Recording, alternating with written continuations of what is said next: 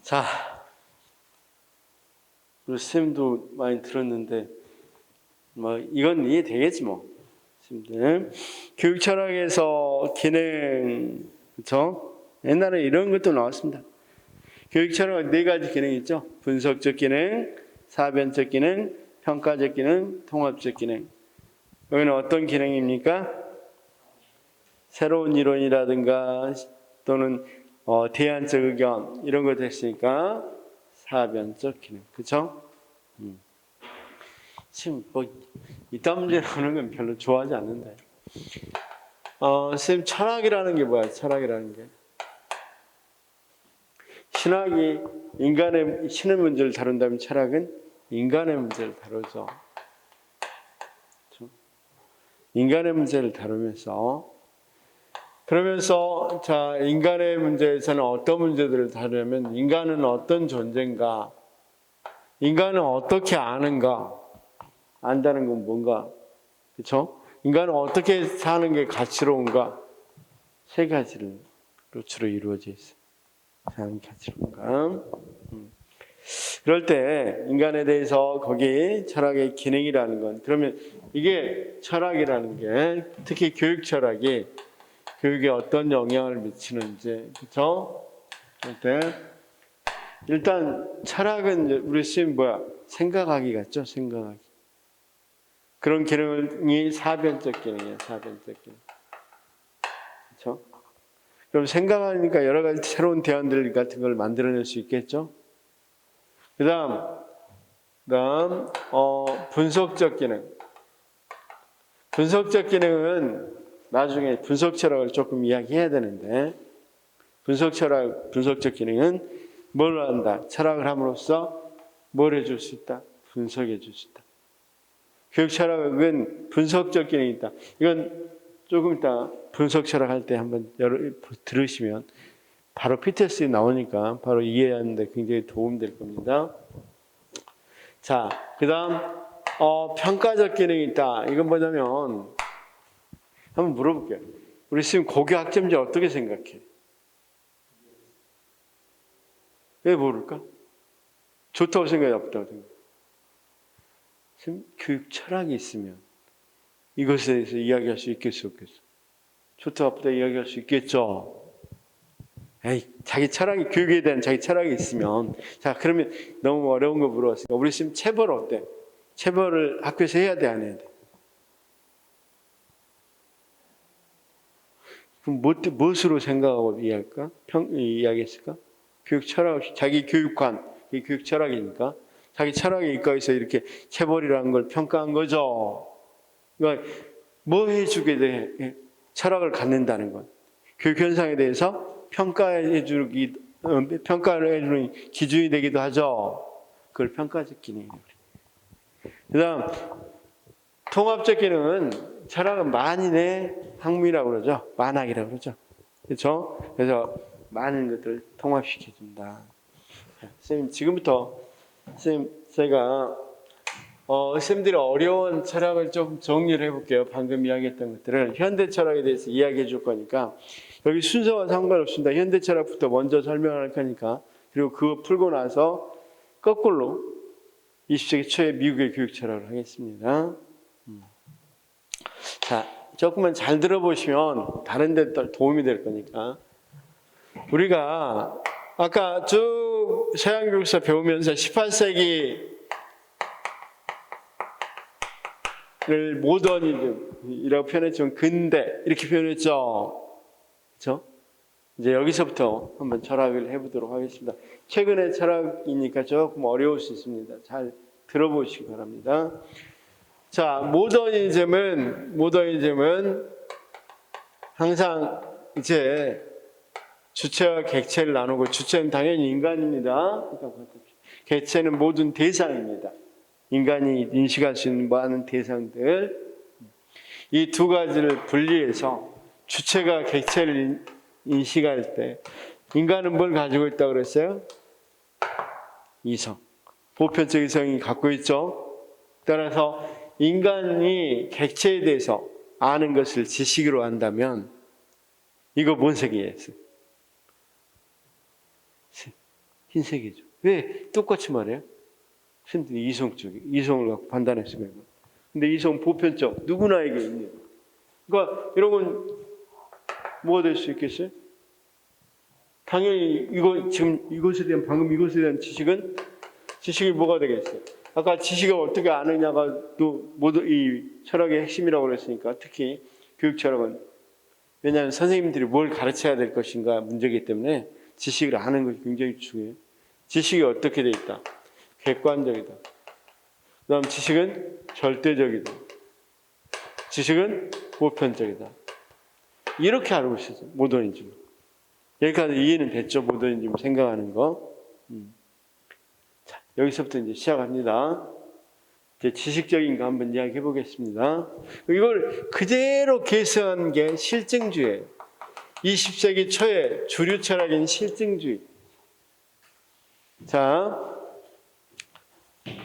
실증주의는 어떤 거냐면 정말 실증나죠. 못 정한 건데 안 했습니다. 이게 실증주의는 자연과 방법을 사회과학에도 똑같이 집어할 수 있다. 적용할 수 있다. 방법 이론론이에요. 그러면 주체와 객체를 나누어서 주체와 객체를 연구의 대상으로 삼아야 되겠죠. 근데 자연현상과 사회현상을 연구하는 방법이 똑같다고 생각하고 사회현상도 자연현상 같이 연구를 해야 된다고 생각하는 게 뭐다? 실증주의.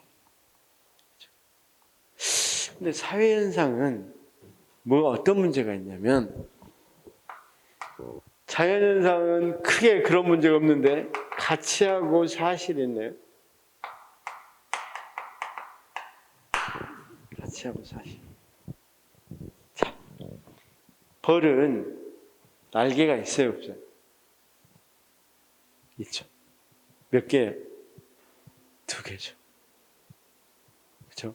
근데 자연과학을 연구한 사람이 벌이 좋다 나쁘다 연구합니까? 뱀을 연구한 사람이 뱀이 징그럽다 이렇게 연구합니까?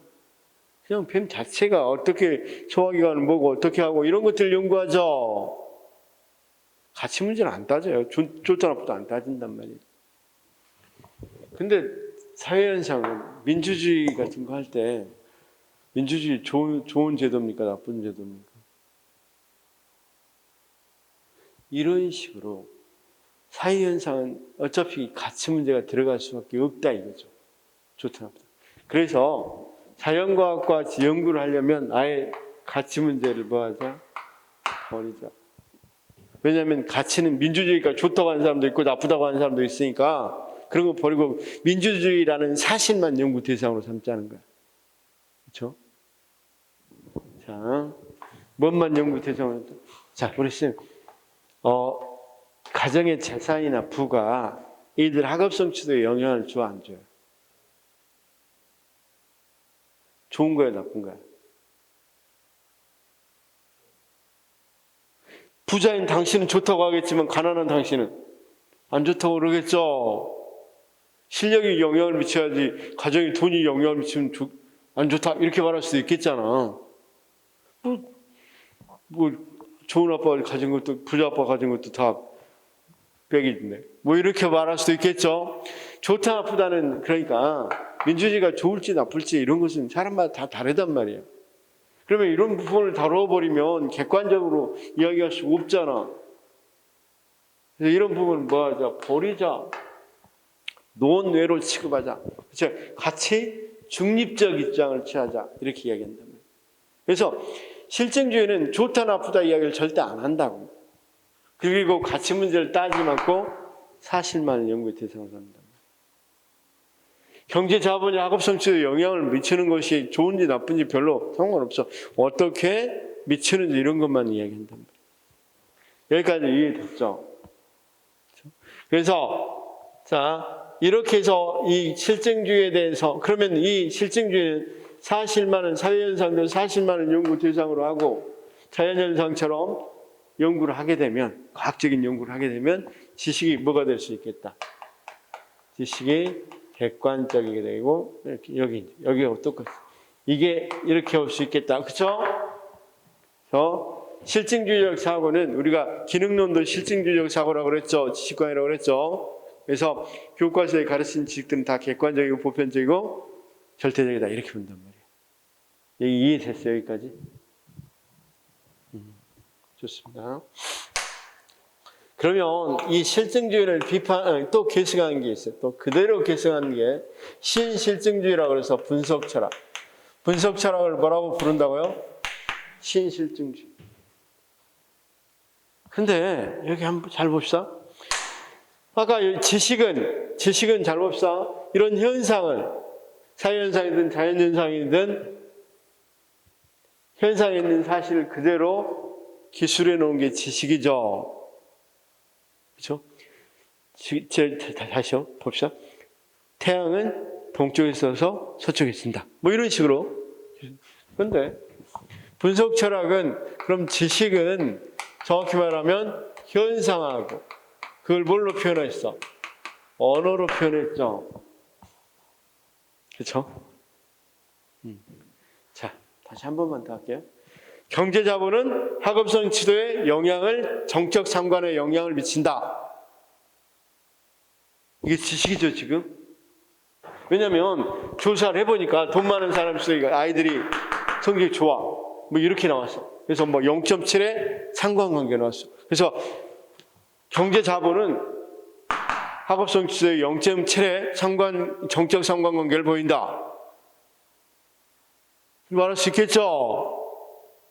방금 그 현상하고 언어를 표현했죠. 한번 잘 봅시다. 이 경제자본을 A에게 물어봤어. A에게 물어봤더니, 그거 이 집안의 재산이지. B에게 물어봐. 재산이 아닌가? 재산 말고도 소득도 중요하지. 부모의 소득까지 넣어야 되지 않나? 근데 C라는 사람이, 그거 신뢰 있잖아, 신뢰. 돈 빌려주고 이런 것도 신뢰도 재산이지. 아니, 경제자본이지.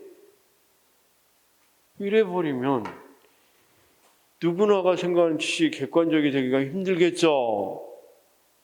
그렇죠? 이 지식이 객관적이고 누구나 똑같이 생각할 수 있으려면 경제자본이라는 용어가 명확해야 되겠죠. 경제자본 이거다 이렇게 딱 내려져야 지식이 객관적이고 보편적이 될 수 있겠죠.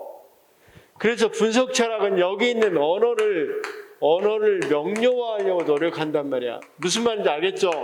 언어를 명료화해야만 지식이 뭐가 되겠어? 객관적이고 보편적이 되겠죠. 여기까지 다 이해됐어? 그럼 아까 분석적 기능도 설명될 수 있겠죠.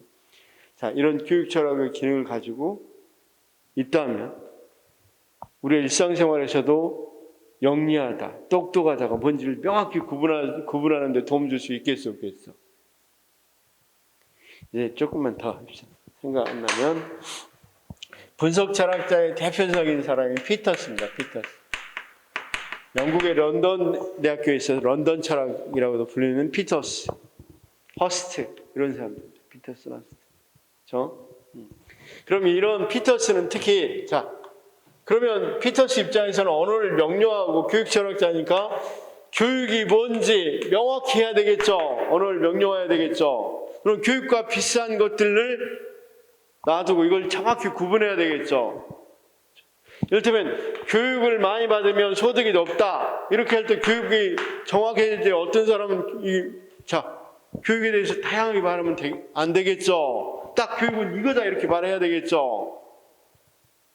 그래서 이 사람이 교육은 교육이 되기 위해서는 다른 것과 다르기 위해서는 세 가지 준거를 만족시켜야 교육이다 이렇게 이야기했어요.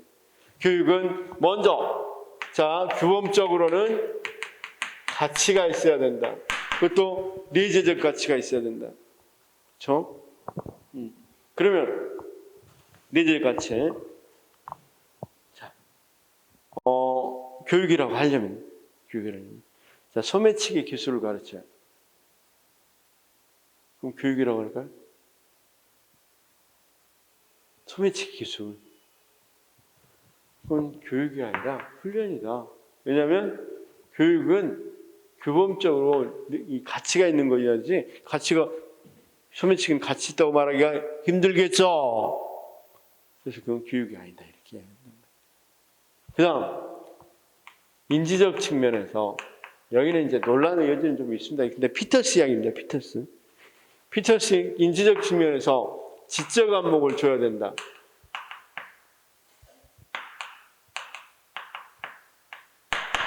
자, 이거 갈아 끼는 거. 이거 갈아 끼는 거 교육일까요? 자, 빵 만드는 거. 제빵 제거 기술, 제빵 제거 하는 거. 교육일까요?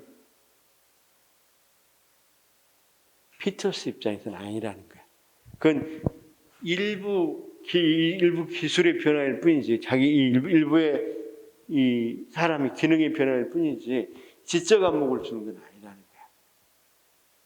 그래서 그건 그래서 훈련이라는 거야. 그래서 제빵 제과를 익혔다. 그러면 훈련받았다. 이렇게 이야기해야 된다는 거야. 교육받았다. 이건 아니라는 거야.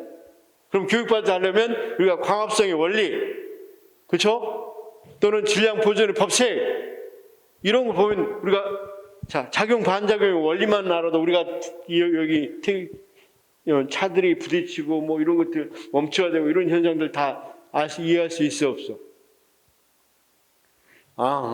작용 반작용만 알아도 왜 지하철 또는 버스 타고 앞으로 넘어지는지 그런 거 다 알잖아. 그런 지적 안목을 줘야지. 그렇지 않으면 지식이 아니라는 거야. 이해됐어? 뒤는 환장하겠죠? 뒤가 이야기한 뭐 실용교육은 전부 다 뭐가 되겠어? 훈련이죠? 좀 이따 그런 이야기 할게요. 그 다음 과정적으로라도 자발성이 있어야 된다는 거예요. 자, 그러면 우리가 이 대표적인 파블로프 실험 같은 거 이런 건 뭡니까? 교육이겠어 아니겠어? 교육에 자발성이 없잖아. 행동주의자들 미치겠죠? 자기 행동주의식으로 하는 건 교육이 아니라는 거야. 자발성이 있어야 된다는 거야. 자, 그래서 이런 식으로 해서 교육과 훈련을 구별해요. 그러면 자, 피터스 입장에서 교육은 제빵 제가 받은 건 훈련이고 제시 훈련 받은 것도 훈련이고 그건 교육에서 어디서 해야 된다? 훈련소 가서 해야 되지 학교 교육을 가르치는 학교에서 해서는 안 된다는 거야. 그래서 결국은 피터스 입장만 그대로 따르면 자유교양교육을 하자는 거죠. 알쓸심작 같은 거 해야 되잖아요, 여기서는. 아까 세상을 보는 눈이 있다고 그랬잖아, 그 사람들은. 그래서 피터스는 뒤를 굉장히 경멸합니다. 학교를 훈련소 만들었다는 거야. 뒤 같은 건 실용교육이니까 제빵 제과 기술도 배워야 되고 농기구 만드는 기술도 배워야 되고 그런 걸 하자고 하죠. 학교에서 실생활 교육을 하자고 그러잖아. 당연히 여기는 말도 안 된다고 하죠. 그러니까 이해가 됐어요? 그럼 피터스는 왜 이렇게 이 중고를 세워서 이 교육을 이야기할까요? 분석 철학이 하니까. 언어를 명확히 해야 되니까. 그럼 피터스가 여기서 이 교육을 배우면 소득이 증가할 때 이 교육에는 누구나 뭐라고 생각해야 되겠어? 훈련이 아닌 것들, 이런 것들이 가진 것을 교육이다. 이렇게 명료하게 해줘야 관계가 있더라도 누구나 똑같이 객관적이고 보편적이고 절대적으로 생각할 수 있겠죠. 그래서 분석 철학은 다시 한번 철학의 그 사명이 뭐라고 생각한다? 언어의 명료화, 특히 일상 언어를 명료화라고 생각한다. 여기까지 이해됐어, 안 됐어? 이들은 주류 철학들이야, 그냥. 전부 다 지식이 객관적이고 보편적이라는 생각을 갖고 있는 철학들이라고. 이해됐어? 그래서 여기는 그럼 철학을 다 조금만 지식을 좀 더 객관화하고 과학화하고 또는 학문화하려고 하는 거죠. 그런 말들과 어울린다고. 이해됐어요? 이거 이해하면 한 90%는 다 풀려. 일단 그러면 봐봐. 2번 문제. 피터스의 교육의 개념을 세 가지 증거로 규정했다. 그중 규범적 증거에 근거한 교육의 개념으로 옳은 것만을 모두 고른 것은 기억은 규범적 증거, 리에는 과정적, 이것은 인지적이니까 답은 기억이죠. 이해는 됐어요? 그다음 피터스 이야기 조금만 더 합시다. 피터스는 그래서 교육에 대한 비유를 할 때 조금만 들어가겠습니다. 피터스는 교육에 대한 비유를 할 때 어떻게 비유를 하냐면, 자, 성년식으로서 교육 또는 문명화된 삶으로서의 입문, 이렇게 이야기해요.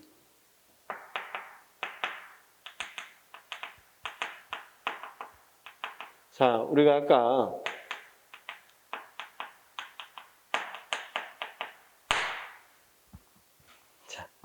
이 사람 교육을 하려면 가치가 있고 지적 안목이 길러져야 되고 자발적으로 들어와야 된다고 그랬죠. 자발적이면 그럼 결국은 그런 교육은 아까 자유교육에 해당된다고 그랬죠. 그렇죠? 자유교육은 무지로부터 자유로운 거죠. 쉽게 말해서 어떤 거다? 무지로부터 자유로우니까 우리가 문명화된 삶으로의 입문이라는 거예요. 문명화된 삶으로의 입문. 그렇죠? 교육이란 건 문명화된 삶의 입문이다. 무식하지 않게 살아가기 위한 것이다. 이렇게 이야기할 수 있다는 거예요. 그래서 이런 이야기합니다. 그래서 이런 비유 같은 것도 잘 알아두시고, 그래서 이렇게 이야기해요. 이렇게. 자, 우리가 이제 선언적 정당화 이야기 조금 해보겠습니다. 무슨 말인지만 이해하면 돼, 그냥. 자, 우리가 물고기의 삶을 이야기해 봅시다. 물고기 삶을 이야기할 때 물고기가 헤엄친다는 걸 전제하고, 헤엄칠 수 있다는 걸 전제하고 물고기 삶을 이야기하는 거죠. 물고기가 헤엄 못 친다. 그럼 물고기 삶을 이야기할 수가 없잖아. 인간이 살아간다. 그럴 때 원시인처럼 사는 거야? 아니면 문명화된 삶을 사는 거야? 지금에 있어서는. 문명화될 수 있는 것들이 이미 배운다는 걸 전제하고 이야기하는 거죠. 인간의 삶을 이야기할 때는. 그렇죠? 그런 식으로 선언적으로 이미 정당화되어 있다. 뭐 하는 것? 우리가 이런 거 배워야 되는 거, 교육받아야 되는 거. 그렇죠? 교과 같은 경우는 특히 이렇게 선언적으로 정당화를 시킵니다. 그렇죠?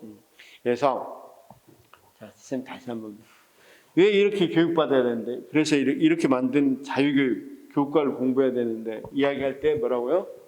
그 교과는 이미 물고기가 물속에 살아가는 법과 같이 문명화된 삶을 살려면 이러이러한 것들을 알아야 되는 것이 교과라는 거예요. 이해됐어요?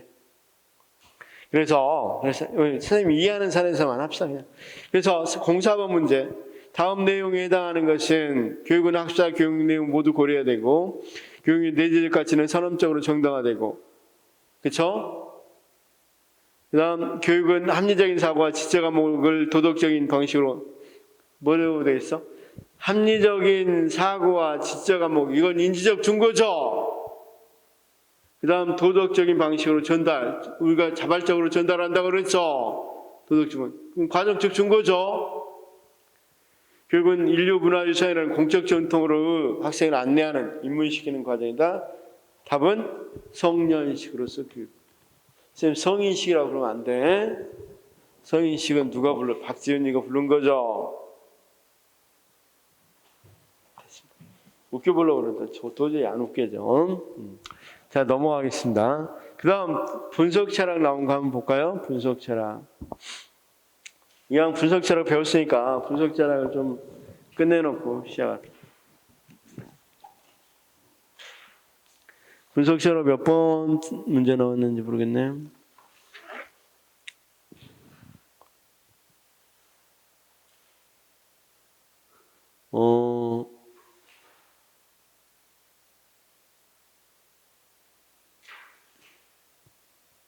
그렇죠. 14번 문제 볼까요? 14번 문제.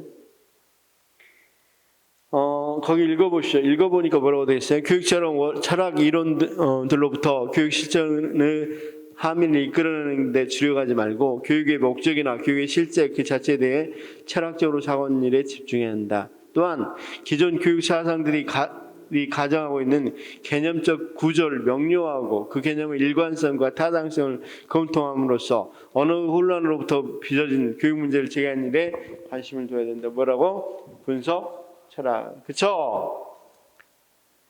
자, 분석, 철학, 그 다음 또 안 나왔나?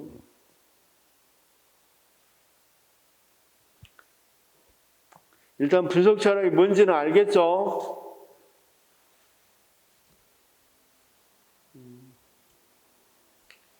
그렇죠. 거기 29번 문제에서 29번으로 넘어갑시다. 1번 문제, 29번의 1번 문제. 당연히 맞죠? 맞는 지문이죠. 그 다음 30번의 1번 문제. 지문만 봐요, 지문. 맞죠? 자, 왜 분석 철학이 이렇게 됐는지 명확히 이제 알았죠? 그렇죠? 좋습니다. 그 다음 시험 문제는 거의 안 나온 것 같은데 현상학하고 해석학을 좀 해보겠습니다. 현상학, 해석학.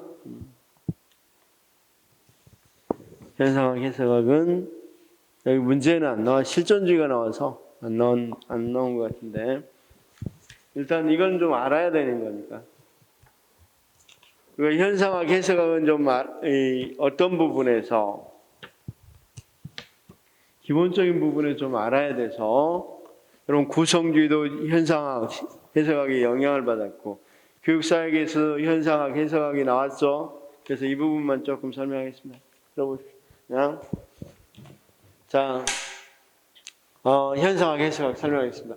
여기까지 흐름은 봤죠? 자, 지금부터는 이제 이거 비판입니다. 지금부터 이야기한 건 이건 주류고 이것에 대한 비판입니다. 지금부터는 자, 실증주의는 지식적인 부분에서는 비판을 받는 게 어떤 겁니까? 현상학이나 해석학입니다. 여기 문제는 안 나왔으니까 그냥 듣기만 하시죠. 그냥 여기는 문제 풀기가 좀 그러니까. 자, 현상학이나 해석학은 아까 지식이 객관적이고 보편적이고 절대적이다는 것에 의문을 갖습니다. 특히 사회현상은 더더욱 그렇다 이렇게 보는 거죠. 그렇죠? 지식이 객관적이고 보편적인 게 아니라 아예 객관적 실체라는 게 없다는 거예요. 지식에 있어서 객관적 실체가. 사회현상에 객관적 실체가 없다. 무슨 말이냐? 자, 우리 쌤 범죄가 뭡니까? 범죄라는 건 사회현상 맞죠? 자, 사람 죽이는 게 범죄죠. 그렇죠? 그러면 이순신 장군은 범죄자죠. 사람 많이 죽였으니까. 뭐 그래? 범죄라는 건 사람 죽이는 것이 이렇게 말할 수가 없다는 거예요. 객관적 실체가 없다는 거예요. 더더욱 어렵죠? 그런데 그럼 누구나에게 똑같은 뭐 이런 게 있는 게 아니라 범죄가 이렇게 누구나에게 객관적으로 딱 존재하는 게 아니라 그 사회 구성원들에 의해서 만들어질 뿐이라는 거예요. 우리나라 사람들은 애국자로 부르는데 일본인들은 범죄자라고 말할 수도 있겠어 없겠어? 그렇죠? 또는 자 다시 한 번만 봐봐. 얘를 하나만 기억해봐. 지난번에 한 번 이야기했는데 이거 다시 한 번만 해봅시다. 다람쥐하고 두더지하고 다람쥐가 들어갑시다. 두더지가 다람쥐에게 반해가지고 청혼을 했고 처음에는 싫어했지만 받아들여서 신방을 이제 구경시키러 갔는데 지하 50m에 있는 신방을 보여주니까 다람쥐가 뭐라고 그럽니까? 이게 뭔 신방이야? 감옥이지. 두더지 입장에서 미치겠죠. 이거 어떻게 감옥이 제일 좋은 신방인데. 그래서 이쪽으로 가서 처가살이 하기로 했죠. 근데 처가살이 해서 여기다 했더니 24시간 햇빛 떠요. 다람쥐 진짜 따뜻하고 좋은 보금자리죠. 신방인데 주도지 입장에서는 감옥이죠. 그러면 우리가 주체가 여기에서는 누굽니까? 두더지나 다람쥐입니다. 객체가 이렇게 만들어진 대상이들이죠. 주체와 객체를 분리해서 생각할 수 있을까요? 다시 한 번만 물어보겠습니다. 방은 24시간 어두워야 된다. 맞습니까? 틀립니까? 그냥 주체하고 객체 분리해서 그냥 방만 이야기할게요. 방은 24시간 어두워야 된다. 다람쥐에게는 안 맞고 두더지에는 맞죠? 그럼 두더지에게 방은 어떻게 구성되어 있어? 어두침침하고 뭐 이렇게 구성돼야 되고, 다람쥐에게 방은 아주 밝은 실내 햇빛이 계속 비쳐도 이런 걸로 구성되어 있죠. 그러면 결국은 사회현상은 누구나에게 보편적으로 이루어져 있거나 또는 그런 게 아니라 부분적일 수밖에 없죠. 상대적일 수밖에 없죠. 그 다음 변하겠어, 안 변하겠어? 변할 수밖에 없겠죠. 가변적일 수밖에 없겠죠. 그래서 이 현상학이나 해석학은 아까 주체와 객체가 분리된다는 것 자체부터 반대래요. 그래서 우리가 인간이 지식을 아는 게 아니라 다 무엇과 관련시킬 수밖에 없다. 주체가. 두더지 방은 24시간 어두워야 된다. 다람쥐 방은 24시간 밝아야 된다. 이렇게 나와야 되겠죠. 자, 다시 한 번만 더 봅시다. 우리가 학교 폭력이라는 거 한번 생각해 보세요. 옛날에도 학교 폭력이라는 거, 동료끼리 싸우는 거 있었어요, 없어요? 학교에서. 있었죠. 근데 옛날에는 이걸 학교 폭력이라고 했나요? 그냥 애들 커가면서 싸우는 거라고 생각했잖아요. 다투는 거 키 큰다고 그랬잖아요. 싸우면서 키 큰다고 그랬잖아요. 심각하게 생각도 안 했어요. 근데 어느 순간부터 뭐라고 이름 붙여요? 학교 폭력. 근데 그전에는 그냥 다툼, 성장기의 다툼. 좀 변하네요. 지식도 변하네. 사회현상을 설명하는 것도 변하죠. 그러면 사회현상에 객관적 실체가 있는 것이 아니라 그 집단에서 뭐 하는가? 만든 거야. 집단에서 구성하는 거야. 자, 그러면 다른 거 필요 없어요. 그냥 이 시험에는 안 나오니까 이런 생각을 하면 돼. 지난번에도 이야기했다시피, 자, 탄광촌 아이들의 방과 후 생활. 우리가 그냥 우리나라 아이들의 방과 후 생활 이렇게 해버리는 것보다는 여기에서는 그러면 안 된다는 거야. 왜냐하면 탄광촌 아이들의 방과 후는 인천의 대도시에 살고 있는 아이들의 방과 후하고 의미가 같아요, 달라요. 대도시 살고 있는 아이들의 방과 후는 과외 받거나 학원 가는 거. 탄광촌 아이들은 그냥 산에서 노는 거. 전혀 다른데 방과 후 생활을 해서 묶어내면 되겠어, 안 되겠어? 마치 두더지 다람쥐 방 이런 거하고 똑같은 거잖아. 그래서 여기서 모든 연구를 할 때 항상 주체하고 객체 분리되는 게 아니라 부분적으로 연구할 수밖에 없고 이런 식으로 질적 연구를 해야 된다. 양화시켜서 누구나에게 똑같은 일반화시킬 수 없다고 하는 게 이쪽 입장이에요. 그러니까 질적 연구 방법, 뭐의 기초는 뭐다? 현상학이랑 해석학. 여기는 전체적인 연구할 수 없고 부분적인 연구밖에 할 수 없다. 무슨 말씀인지 아시겠죠? 그래서 이런 연구들 보면 요즘 질적 연구 많이 나오는데 탄광촌 아이들의 방과 후 생활 이렇게 주체가 그대로 명시되어 있죠. 그냥 방과 후 생활이 아니라 그냥 방은 어떻다 이런 게 아니라 누구의 방이냐. 전체를 연구할 수 있는 게 아니라 부분적으로 그렇게 할 수밖에 없고, 그럼 사회현상을 우리가 정확히 파악하려고 하더라도 그냥 자연현상처럼 보편적으로 파악할 수는 없다는 거죠. 이해됐어요? 이해가 안 돼요. 왜냐면 일단은 시험에 안 나왔으니까. 그리고 이런 것들이 어떤 것을 배경, 질적 연구 방법, 구성주의 이런 것들이 다 배경이 되는 지식관이에요. 그러니까 지식은 가변적이고, 봤죠? 가변적이고 상대적이에요. 아니 절대적이에요. 상대적이에요. 상대적이고 지식은 이렇게 딱 존재하는 거예요. 구성적인 거야. 존재하는 게 아니라 계속 이렇게 만들어가는 거죠. 그리고 구속주의. 이렇게 운동. 이해됐어요? 자, 지식관. 이제 여기서 이제 여기 실증주의를 또 비판하는. 지식관은 해석적 지식관인데 또 비판하는 게 하나 있어요. 그게 실존주의. 다 비판입니다. 자, 이 실증주의하고 실존주의 한번 설명해 보겠습니다. 자, 모더니즘부터 연결해서 한번 설명해 볼게요. 모더니즘에서 대표적인 사람은 데카르트입니다. 데카르트는 뭐라고 이야기했어요? 나는 생각한다. 그래서 나는 존재한다. 나는 생각한다. 그러고 나는 존재한다. 이렇게 했죠. 그렇죠? 그럼 나는 생각한다. 이게 뭐냐면 인간은 어떤 본질이다. 본질. 나는 존재한다는 거 이건 실존이라는 거야. 그러니까 뭐가 무엇에 앞선다는 거야. 본질이 실존에 앞선다는 거야. 그렇죠? 그래서 이런 생각이 대표적인 게 봐봐요. 중세 때 인간은 신의 피조물이죠. 인간 누구에 의해서 만들어졌어요? 신에 의해서.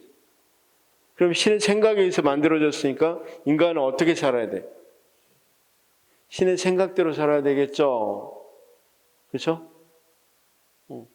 자, 우리가 구두 같은 거 생각하고 구두를 만들 때 구두 처음 만든 사람이 구두는 이러이러해야 된다 생각하고 구두를 만들었죠. 그럼 그 본질, 구두의 본질이 먼저 만들어진 거죠. 그럼 구두를 손에 끼고 다니면 되겠어, 안 되겠어? 안 되겠죠. 이건 이런 생각을 한다면.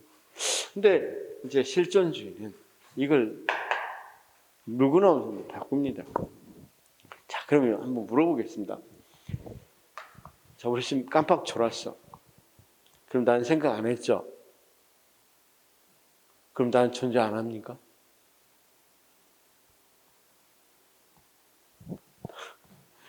자, 나는 생각한다, 보러 존재한다 이렇게 이야기하는데 실존주의자, 사르트르라든가 이런 사람들은 말도 안 된다.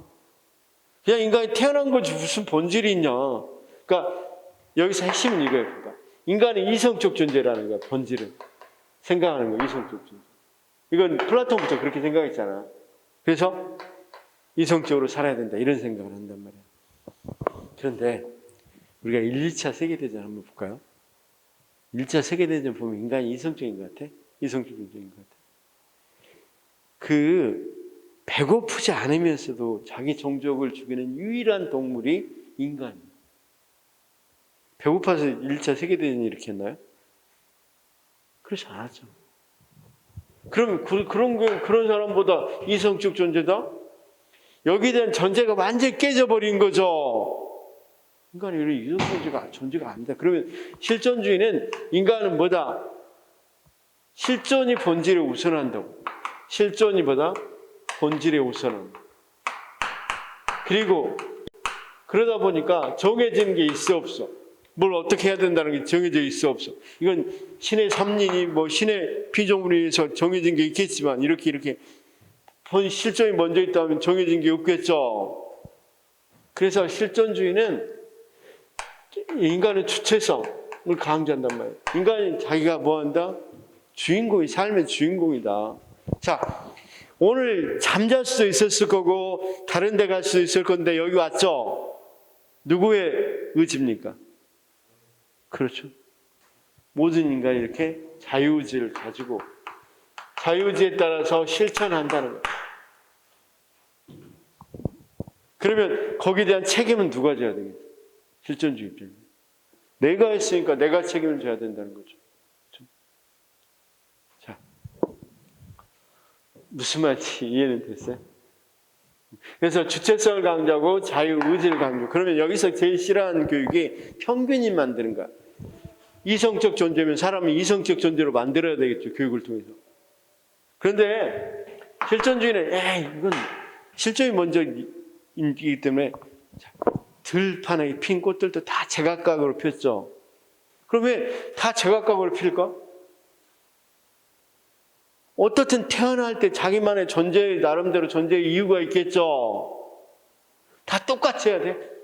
매트리스 만들어야 돼? 그렇게 교육해서는 안 돼. 평균인 만드는 걸 제일 싫어하고 자기의 꿈과 끼를 실현할 수 있는 교육이 돼야 된다. 개개인은 개성을 실현할 수 있는 교육. 똑같이 만들어서는 안 된다. 왜? 인간은 일단 태어나고 왔으니까. 이걸 뭐라 그런다? 실존주의.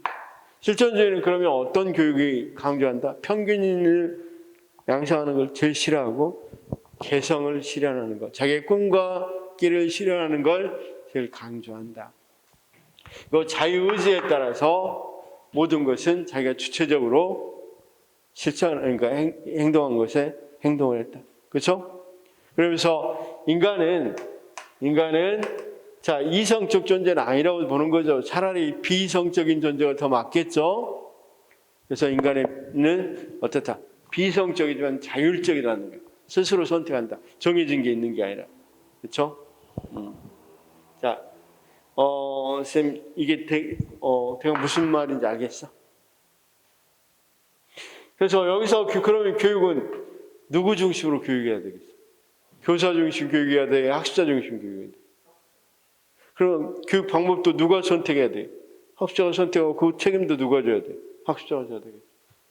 그리고 우리가 삶의 의미를 깨달은 교육이, 그러니까 우리가 다 각기 다르게 태어났다는 건 다 각기 자기만의 삶이 있다는 거죠. 그러면 내 삶이 뭔지를 깨닫게 해주는 것이 교육이어야 되겠죠. 내가 왜 태어났는지에 대한 교육이 되어야 되겠죠. 근데 왜 태어났는지를 아는 것은 우리가 계속 공부한다고 하는 거야? 아니면 갑자기 얻어질 수 있는 거야? 연속적이야, 비연속적이야? 많은 경우 비연속적으로 교육이 이루어진다고 생각한단 말이에요. 그래서 플라톤이 소크라테스를 안 만났으면 어떻게 될까? 소크라테스를 만남으로써 갑자기 비약적으로 발전이 일어난 거죠. 그런 것처럼 비연속적 교육을 이야기하고 특히 교육에서 만남의 교육을 강조하죠. 만남이 교육에 선행한다. 이게 무슨 말이에요 또?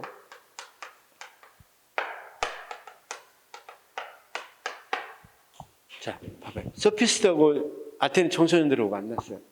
그럼 아테네 청소년 어떻게 하면 돈을 좀 많이 얻을까? 이런 생각으로 만났죠. 그러면 아무리 그게 교육을 잘한다 그래도 교육이라고 할 수 있겠어? 할 수 없겠죠.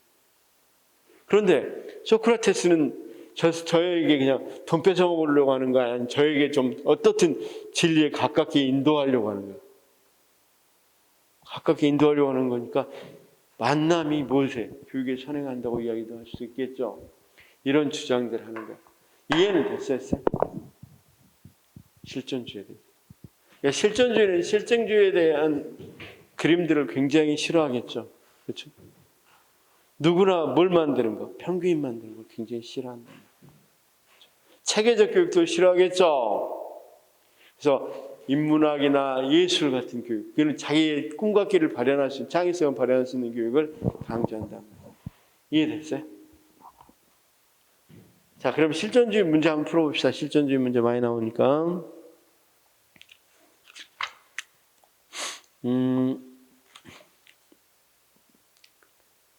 자, 실존주의 15번. 실존주의 교육 철학의 특징에 해당하는 것은 빨리 골라보시죠. 지방직입니다.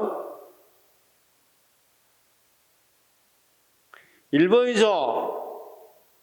그렇죠? 그 다음 16번. 실존주의 교육 철학관에 대한 설명을 옳지 않는 것은 4번이죠. 17번은 실존주의 교육 철학 기본 관점으로 가장 거리가 먼 것은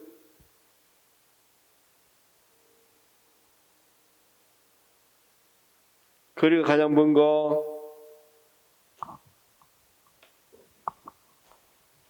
아까 연속적이 아니라 비연속적으로 일어난다고 그랬죠. 18번은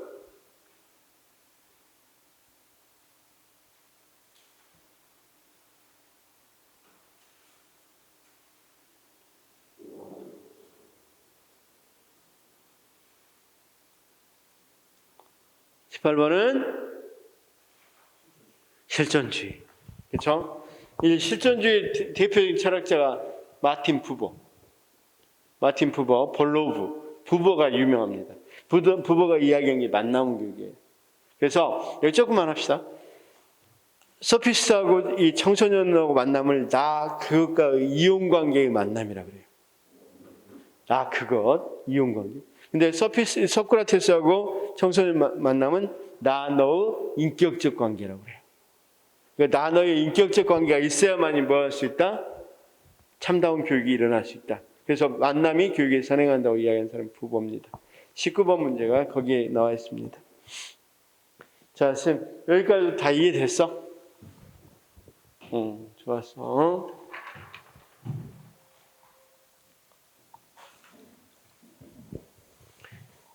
자, 방금 이제 실증주의 비판했습니다. 현상학 해석에서 비판해봤고, 그 다음 뭐에서 비판해봤습니까?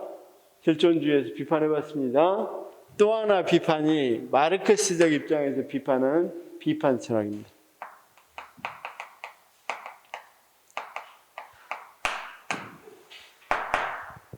비판 철학. 비판 철학은 기본적으로 비판 철학은 프랑크푸르트 학파라고도 하고 신마르크스주의자 또는 마르크스 수정주의자들이라고도 하는데 마르크스 수정주의자들은 비판 철학은 조금 이걸 생각하면 됩니다.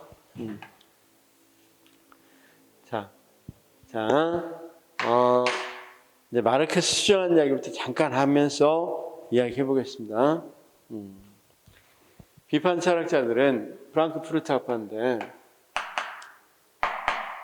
일단 이들은 세상은 부정의하고 불평등한 거 돼 있다고 생각한단 말이야. 네, 그 전에 한번 이야기해 보겠습니다.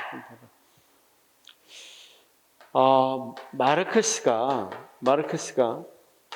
자본주의가 심화되면 필연적으로 자본주의는 알다시피 경제 구조를 가지고 있는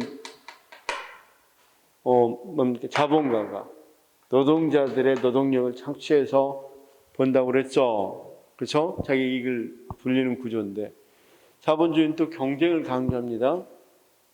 경쟁을 강조하다 보니까 나도 자본가고 저 사람도 자본가면 누가 더 경쟁에서 이겨야 살아남습니까? 경쟁하려면 누구를 더 착취해야 되겠어?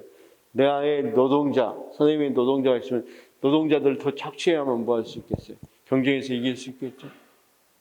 지렁이도 밟으면 꿈틀한다는데 착취하면 노동자들 일어나 안 일어나? 노동자들 혁명이 일어날 거고 그러면 이런 경제 구조가 깨질 거고 공산주의 사회가 되면서 평등한 사회가 될 것이다. 이게 마르크스의 생각이었어요. 그러자 소련이 공산화되자 볼셰비크 혁명이 공산화되자 서유럽에 있었던 공산주의자는 쌍수를 들어서 환호했어요. 세상에 소련같이 자본주의 심화되지 않는 나라가 공산주의 됐다. 프랑스, 영국 이런 데는 자본주의가 심화됐으니까 공산주의 되는 건 시간 문제다. 굉장히 좋아했는데 안 돼. 1918, 17년입니까? 볼셰비크 혁명이 일어나고 20년, 30년, 60년 안 돼. 왜 그럴까? 뭔가 문제가 있을까? 마르크스가 주장했으면서도 간과한 게 하나 있다면 그게 이데올로기라고 생각해요. 이데올로기를 주입해 버리니까 노동자들이 시켜서 지렁이도 밟으면 꿈틀해야 되는데 지렁이에게 마취를 준 거야. 아파 안 아파? 안 아프면 꿈틀해 안 해? 마취를 준 거야. 그게 바로 이데올로기라고 생각하는 거야. 마치 막 프랑스나 영국 이런 데서 가난한 사람들 다 학교 다녀. 교육도 뭐 개방하고 다 뭐 유해 주는 것처럼 하더란 말이에요. 그러니까 그것에 취해서 너네 옛날에 뭐 TV도 없었지?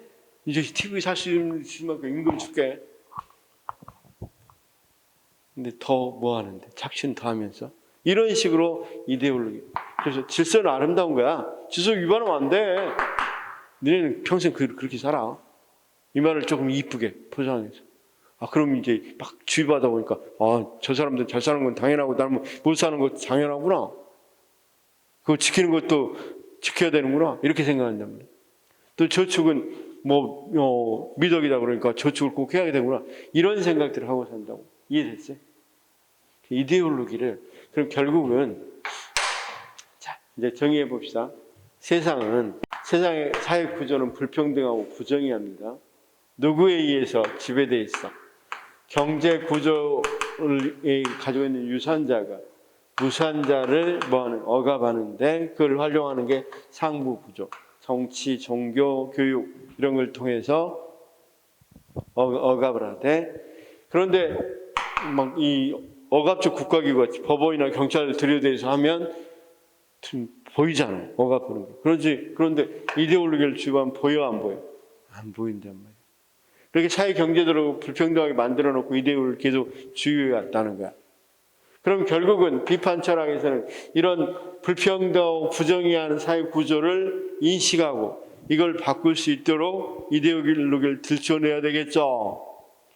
이걸 의식화 교육이라고 표현했죠. 소위 말해서 의식화 교육. 그래서 의식화 교육을 하게 되면 이제 그러니까 교사가 깨어나서 이걸 알려준단 말이야. 학생들. 사실은 지금은 굉장히 부정의하고 불평등한 세상이다. 그런데 이 질서 강조하고 지배계층은 질서 강조하고 뭐 하면서 니네들 지금 억압하고 있다. 착취하고 있다. 그걸 알게 되면 뭐 하겠어? 실천에 실천을 옮길 수 있겠어, 없겠어? 실천을 옮기면 좀 더 개선될 수 있다고 생각하는 게 비판 철학이야. 이런 비판 철학이 영향을 받아서 노조 활동 같은 것도 굉장히 많이 일어난 거예요. 그래서 여러분 지금 보면 노조들도 어느 정도 많이 개선됐어, 안 됐어? 옛날에 비하면 엄청나게 개선됐어. 그런 거에서 좀 더 부정하고 불평등한 걸 좀 더 평등한 세상으로 만들어보고 함께 잘 사는 세상으로 만들자는 게 비판 철학자들의 생각이에요.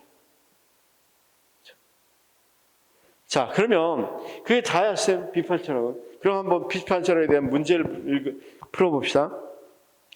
자, 20번 문제. 비판적 교육 철학 또는 비판 교육학에 대한 설명을 옳지 않는 것은 인간은 자유로운 의식의 형성을 억압하고 왜곡하는 사회경제적, 정치적 제약 요인들을 분석하고 비판하는. 맞죠? 그런데 여기서 내가 하나 쌤, 자, 여기 봐봐. 의식화, 이데올로기를 들춰내려면 인간은 어떤 존재라고 가정을 해야 돼요. 이데올로기를 들춰낼 수 있다고 합니다. 이성적 존재라고 말해야 되겠잖아요. 근데 아까 1차 세계대전 겪으면서 이성적 존재가 아니죠. 그래서 이 사람들이 이성을 3등분 해버립니다. 아까 같이 이성을 사용해서 효율성 증진하고 이런 것들은 도구적 이성. 그러니까 도구적 이성 사용한 대표적인 케이스가 이 히틀러가 유태인들을 할 때 한 명 한 명 죽이면 얼마나 돈 들고 그러겠어. 그러니까 집단 시설 놔두고 그냥 독가스 뿌려버리고. 그쵸? 그런데 효율적으로 이렇게 사용한 걸 도구적이죠. 어떤 가치가 판단이 안 되고 그냥 오직 효율성만 추구하는 걸 도구적 이성이라고 한다. 그 다음 비판적 이성과 실천적 이성이 있다는 거예요. 이 두 이성은 꼭 길러야 될 이성이고 이건 상당히 절제를 해야 되는 거예요. 이거 비판적 이성에 대한 굉장히 회의적으로 본단 말이에요. 자, 왜냐하면 실증주의는 말 그대로 효율성만 추구해요. 효율성. 그래서 분배 구조가 이렇게 돼 있다. 거의 상위 10%고 이렇게 돼 있다. 근데 이 파일을 이렇게 키우면 이게 조금 더 드러나겠죠. 이것보다는. 그렇지만 상대적인 불평등 훨씬 더 심화되겠죠. 그럼 TV는 살 수 있어요. 이제 없다가 살 수 있어요. 근데 훨씬 더 이렇게 심화시키는. 근데 실증주의는 아까 가치 문제는 묻지도 따지지도 않았다고 그랬죠. 사실만 갖고 하자고 그랬죠. 좋냐 나쁘냐 누굴 위하냐 이런 거 따지지 마라. 그냥 사실만을 이야기하자. 키우자 그냥. 이렇게 해야 하는 실증주의가 문제라는 거죠. 그러니까 이렇게 키우자고 생각하는 게 도구적이죠. 그걸 비판하고 그러면 이런 것들은 키워야 되겠죠. 비판적 이성이 있어야만 뭐 할 수 있어? 이데올로기를 들춰낼 수 있겠죠. 그래서 비판 철학에서는 제일 문제를 삼는 것이 학교 교육에서 비판 의식을 없애는 것, 줄이는 걸 제일 문제시 삼는다. 이해됐어요? 자, 그럼 거기 2번 하버마스, 제로 프레이리 등이 대표적 학자다 맞고, 지식 획득을 포함한 인간의 모든 인식에는 가치 말이 안 되죠. 가치 중립적인 것으로 인식한 건 누구라 그랬어? 실증주의, 그렇죠?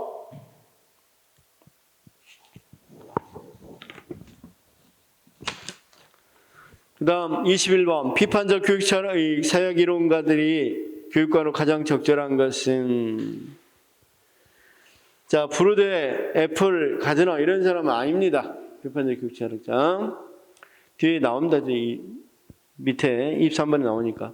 학교 지식은 그 사회의 사회적 합의 아니죠.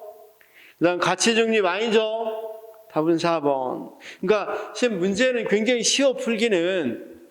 22번은 당연히 비판주의 교육처럼 맞죠? 23번은 그렇죠. 4번. 이 사람들이 바로 비판 철학자들입니다. 24번은 뭐 프랑크푸르트 학파만 봐도 알겠죠? 자, 여기까지 우리 쌤 이해됐어 안 됐어? 이해됐으면 이제 포스트 모더니즘만 하면 돼 있어요.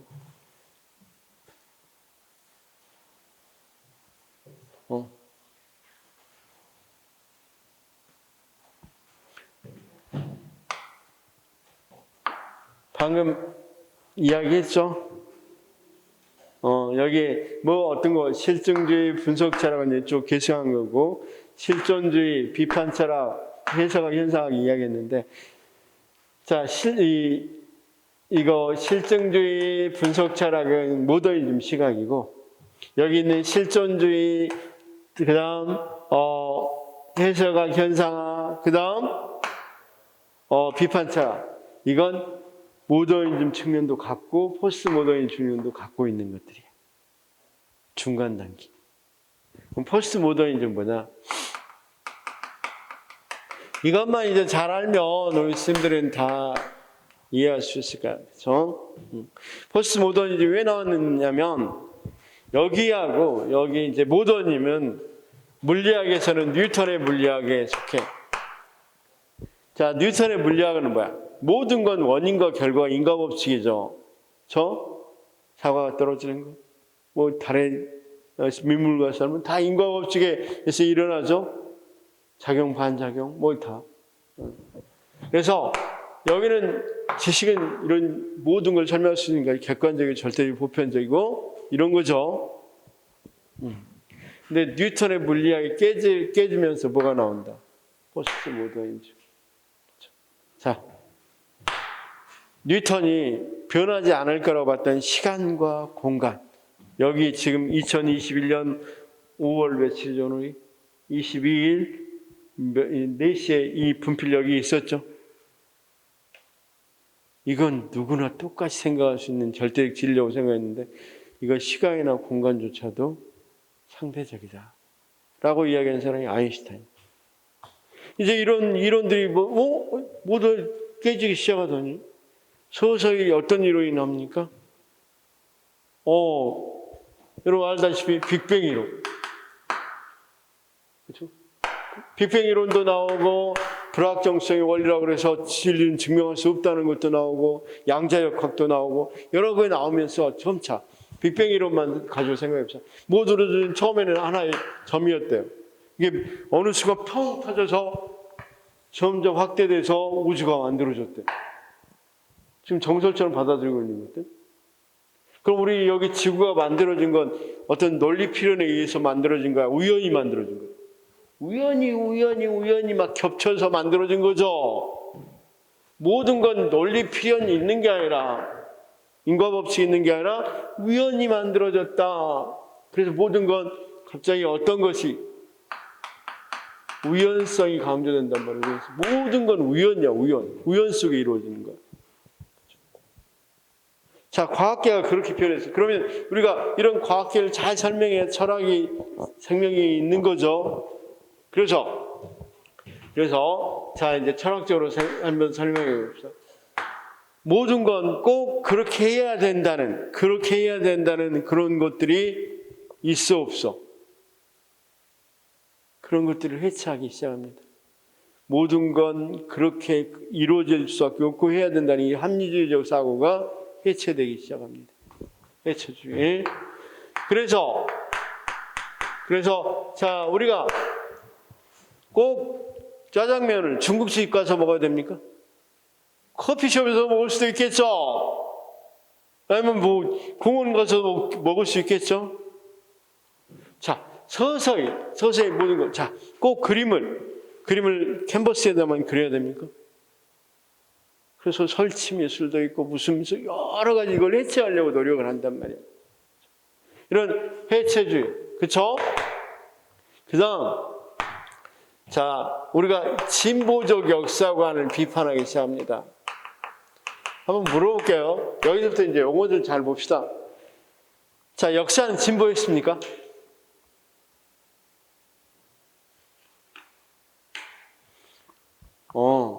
모더니즘은 이성을 강조한 모더니즘은 이성은 계속 진보하고 있었죠.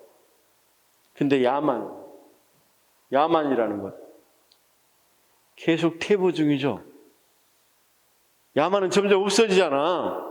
그럼 야만의 역사는 진보하는가 퇴보하는가? 근데 왜 우리가 이성의 역사면 역사야? 야만의 역사는 역사가 아니고.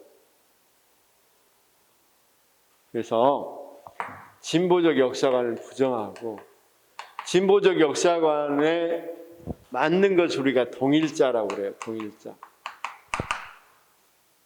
이것에 대해서 대비되는 것, 동일자와 대비되는 걸 타자성이라고 그래요. 타자성. 동일자와 대비되는 걸 뭐라고 부른다? 타자성. 해체하려고 타자성. 그럼 타자성이 뭐냐? 자, 우리가 이성이 그 모더니즘 시각하고 맞죠? 동일자였다면 야만은 타자성이 됐겠죠? 자, 그럼 한번 해봅시다. 인간은 어땠어? 인간은 모더니즘 시대의 동일자야, 타자성이야? 인간 동일자죠. 환경은 자연환경. 자연환경 계속 지금 쇠퇴 중이죠? 환경적으로는 타자성이에요. 자, 정신이 동일자였다면 몸은 타자성이죠. 근데 아까 이야기했다시피 우리가 타자성을 뭐 해야 돼? 경시해야 될 이유가 있어 없어? 없죠. 타자성의 존중. 그럼 뭘 존중하자? 우리가 모더니즘 남성 위주였다면 여성에 대해서도 어느 정도 존중해 주는 거. 그냥 인간 말고도 자연에 대한 존중. 그렇죠? 이성 말고도 야만. 그렇죠? 이런 것들에 대해서도 우리가 어느 정도 이야기해 줄 수 있어야 돼요. 자, 남자가 꼭 여자하고만 결혼해야 돼? 남자가 남자끼리 결혼하면 안 돼? 좀 그렇습니다. 그것도 존중해 주잖아. 타자성을 존중. 그럴 논리 필요는 없다는 거야. 논리 필요는. 그걸 다 뭐 하려고 그래? 해체하려고 그래. 그러면 우리가 모더니즘은 뭐 자유, 이성, 소위 말하면 프랑스 혁명 같이 자유, 평등 뭐 이런 것들이 누구나에게 해당되는 것이 있다면 여기는 그런 게 있겠어 없겠어? 그걸 거대 담론이라고 그래. 누구나에게 해당되는 담론. 내가 그런 것은 없고 여기서는 소서서 자기 주변 이야기 그것만이 자기에게 적화가지 거대 담론은 말이 의미 없는 거라는 거지.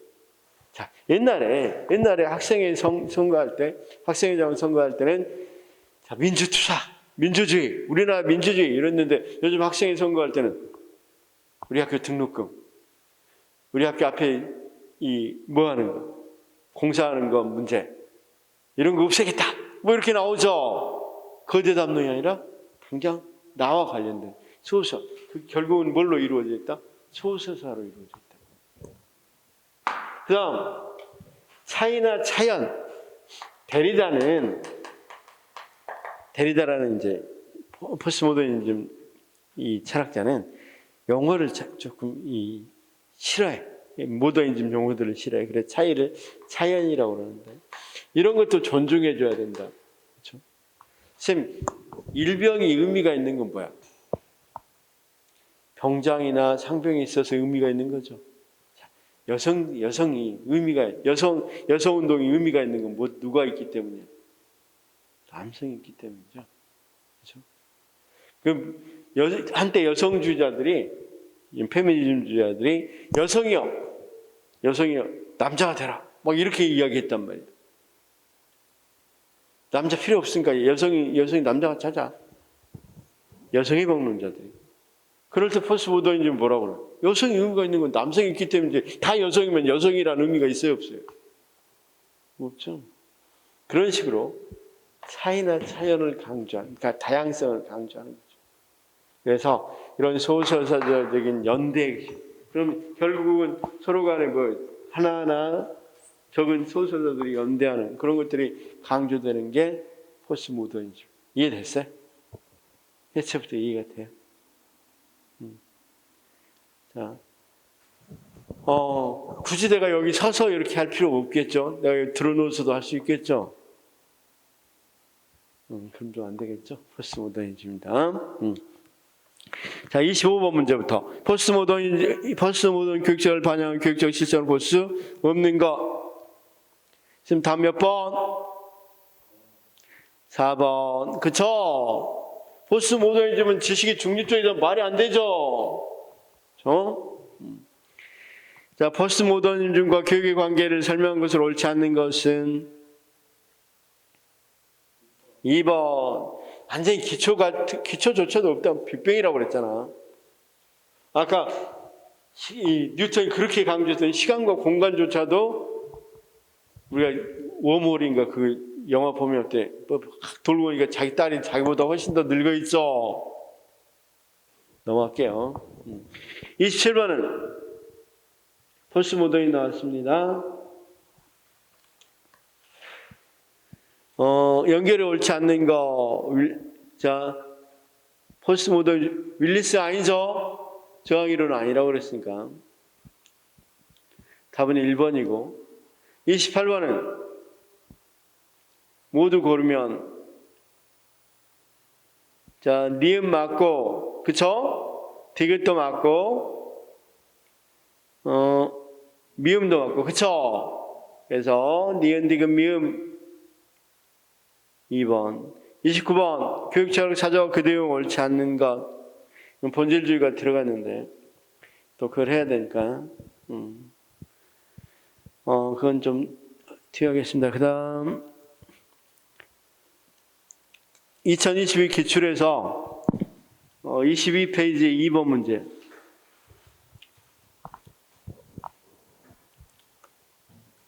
자, 당연히 답은 몇 번? 3번. 연대의식이 뭐라고 그랬어? 포스트모더니즘 경영이라고 했죠. 7급이라 좀 어렵게 나왔습니다.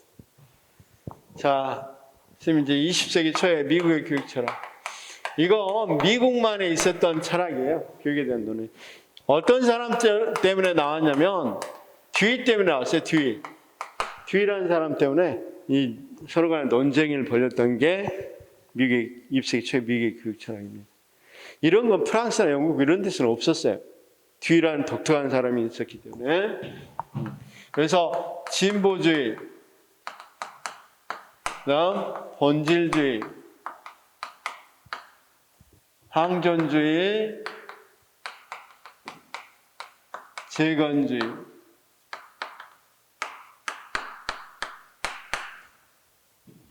자, 우리 스님들 다 알다시피 진보주의자. 자, 대표 사람 누구야? 듀이죠. 듀이는 실용주의자이자 진보주의 창시자예요. 그렇죠? 그래서 듀이의 입장에서는 자, 어떤 걸 가르치자고 그랬어요? 가르칠 때 어떤 거? 프래그마티즘, 실용주의자니까 실생활에 필요한 실생활을 교육시키자. 실생활 교육 또는 특히 뭐 경험, 누구 중심으로? 아동 중심으로. 이건 다 우리 했잖아. 경험 중심 교육 과정에서. 아동의 흥미나 필요를 고려해서 가르치자는 거죠. 교사는 그러면 어떤 사람이 돼야 돼? 교사는 조력자, 그렇죠? 촉진자, 이렇게 도와주는 사람이 돼야 된다. 누구 중심이니까? 그게 아동 중심이니까. 실생활 교과, 실생활 교과나 경험을 가르치자 그랬죠. 필요한 거. 농기구 뭐 고치는 법 또는 아까 같이 바느질하는 법 이런 것들을 가르치자는 거죠. 자, 그러자 이제 본질주의자는 베글리입니다. 베글리로 대표되는데, 베글리는 이 인문과학대 교수야. 인문과학대. 우리가 알다시피 인문과학대는 뭐 하는 곳이야?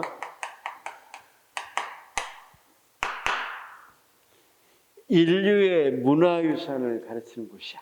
그럼 한번 구분해 봅시다. 철학은 인문과학일까요? 사회과학일까요? 물론 좀 겹치는 것도 있긴 한다. 철학이 역사적으로 쭉 내려온 거죠. 그렇죠? 영어 영문학은 영어로 쓴 문학 같은 경우도 역사적으로 쭉 내려온 거죠. 인류 문학이죠. 인문과학.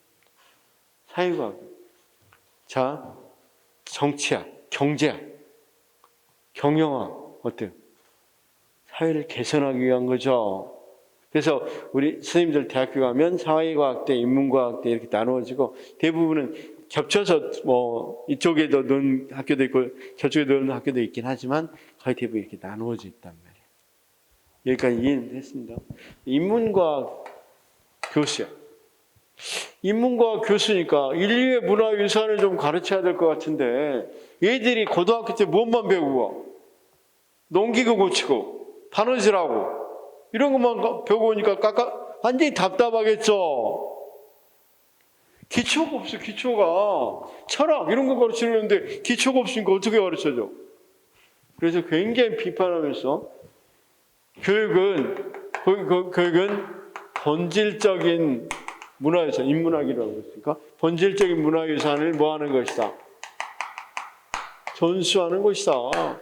뭐가 아니라 실생활 교육에서 자기가 꿈과 끼를 실현하는 그런 것이 아니라 뭐다? 본질적인 문화유산을 전수하는 것이다. 뭐 여기 같이 자기 경험이 재구성되고 개인이 성장하는 것이 아니다 이거죠. 성장을 위한 것이죠. 그래서 그렇다면 아동 흥미와 필요 물론 중요한지 알겠지만 흥미보다 중요한 게 훈련이다. 왜냐하면 처음부터 물론 아주 말초적인 것은 흥미가 있겠지만 괜찮은 것들 중에서 처음부터 흥미 있는 게 어딨니? 처음부터 뭐 어떻게 수학에 흥미를 가져? 그렇죠?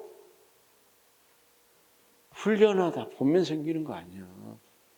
의미 있는 거. 물론 우리가 게임같이 아주 말초적인 것 그건 흥미가 생길 수 있겠지만 좀 의미 있는 사회적으로 의미 있는 것들은 다 훈련을 통해서 배울 수 있는 것이다. 훈련을 강조. 그다음 교사는 그러면 어떤 거야? 교사들은 주로 과거의 인류 문화를 현재의 학생들에게 중재해주는 중재자의 역할을 해야 되겠죠. 그렇죠? 그래서 중재자의 역할을 해야 된다. 그 다음에 됐으시면 중재자이고 교사 중심으로 이루어져야 되겠죠. 아동 중심보다는. 그 다음 인류의 문화유산을 이 기본 교과로 세워놨으니까 기본 교과를 완전히 철저하게 학습하는 게 굉장히 중요하겠죠. 여기까지 이해가 됐어. 그러자 같은 맥락에서 비판하는 사람, 시카고대에서 같은 맥락에서 비판하는 사람이 또 나옵니다. 허친스, 아들러 이런 사람들인데 허친스는 30대 시카고대 총장을 하는 사람입니다. 근데 굉장히 보수적인 인물이에요. 그래서 교육은 이렇게 맨날 변화하는 이런 거 가르쳐서도 안 되고, 그렇죠? 본질주의 그래 니네들은 그래도 좀 더 나은 것 같은데 니네도 역시 물질이지 않냐? 물질적인 것은 변해요, 안 변해요? 변할 수밖에 없는 거잖아. 이 항전, 항상 존재하는 항전. 변하지 않는 진선미의 정신을 둬야 하자. 변하지 않는 보다 진선미의 정신을 둬야 하자. 근데 이 변하지 않는 진선미는 뭐가 될 수 있겠어? 어디에나 존재하겠죠. 그렇죠? 그래서 언제 어디서 누구나 똑같은 교육이 이루어져야 된다 보다 항전. 여기까지 알겠죠? 자, 그래서 그럼 어떤 걸로 그랬더니 더 그레이트 북스에서 대처서 이건 아무것도 아니지. 우리가 지금 이런 전통이 우리나라에도 와서 청소년 권장 도서, 서울대 권장 청소년 100개 도서, 이런 거야. 그래서 자기가 대제서라고 해서 플라톤의 국가론이라든가 이런 거 쭉 옛날부터 그 고전들이 있죠. 아주 훌륭한 고전을 생각하는 것들을 100권 정도로 묶어서 이런 걸 통해서 학교는 정신, 진선미의 정신, 참되고 선하고 아름다움이 뭔지를 가르쳐줘야 된다. 이렇게 생각합니다. 근데 이런 건 변하지 않으니까 언제 어디서 누구나 똑같은 교육이 이루어져야 된다고 생각합니다. 그러다가 이제 브라멜들은 재건주자인데 이 진보주자예요. 진보주자인데 뒤가 물론 뒤가 주장한 진보주의하고 진보주의자들이 한 진보주의가 좀 다르게 흘러갔어요. 뒤는 개인도 그렇고 사회도 진보주의자가 된다고 생각했는데 이 진보주의자들은 개인만 이제 두고 이야기했었단 말이에요. 보니까 너무 개인적으로 흐른다. 그래서 이 너무 개인적으로 흐른 것을 비판하고 교육을 통해서 사회적 자아 실현을 해야 된다. 개인의 자아 실현이 아니라 이런 개인의 자아 실현도 중요하겠지만 사회적 자아 실현에 더 포인트를 줘야 된다. 이건 간단했어요. 지금 사회적 위기다. 재건주의가 주장했을 때 40년대인데 왜 사회적 위기냐? 이 물질 문명은 진짜 빨리 발달하는데 정신 문명은 너무 발달이 느리다. 우리가 문화 지체라고 그러죠. 이런 걸 교육을 통해서 뭐 하도록 하자. 일치시키니까 자아 실현될 수 있겠죠. 교육을 통해서 이런 문화 지체 현상을 극복하고 사회적 자아 실현을 시키자는 게 재건주의. 그럼 여기서 강조하는 것은 사회과학이겠죠. 사회를 뭐 하자고 했으니까 변화시키자고 했으니까. 그 다음 행동과학이라고 그래서 체계적 과학적으로 행동들을 변화시키는 거, 정신을 변화시키는 행동과학이라고 해요. 자, 우리가 우디 기법 할 때도 배웠죠. 행동과학 이런 것들을 강조하겠죠. 자, 문제 풀어보겠습니다. 자, 문제 좀 나왔으니까 진보주의부터 풀어보겠습니다. 5번 문제부터 보시죠. 5번 문제부터. 진보주의 교육사조와 가장 거리가 먼 것은 3번. 그쵸? 사회적 자아 실현 나왔으니까. 6번. 다음에 설명에 해당하는 교육사조는 킬패트릭, 아동중심 교육. 당연히 진보주의. 그쵸? 킬패트릭이 구한법, 프로젝트법을 만든 사람이에요. 그래서 프로젝트법은 진보주의입니다. 7번 문제는 본질주의. 옳은 것. 옳은 것 몇 번? 1번. 2번은 진보 또는 실용. 3번은 항전. 그쵸? 4번은 사회질서 했으니까 재건주의. 그쵸? 8번은 옳지 않는 거.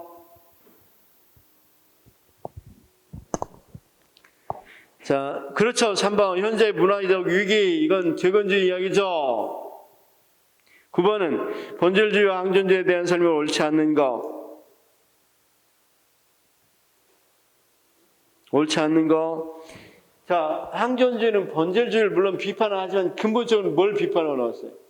진보주의를 비판하고 나왔죠. 나머지도 한 번씩 꼭 읽어보시기 바랍니다. 그 다음 10번은 적절한 것은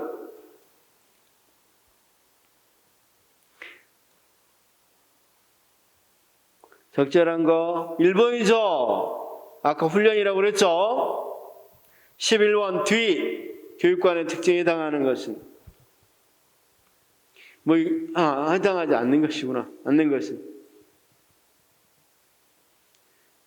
다음 몇 번? 사회적 가치보다는 아동 흥미를 더 중시하는 아동 중심 교육관이다. 이론 중심은 전통적 교육관에 대해 비판적이다. 학사 경험, 재구성과 성장을 주는 교육관이다.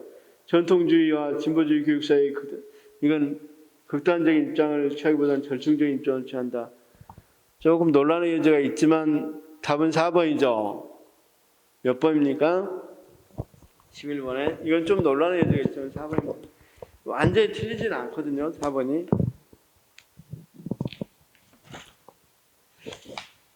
11번. 1번입니다. 1번. 미안합니다. 1번.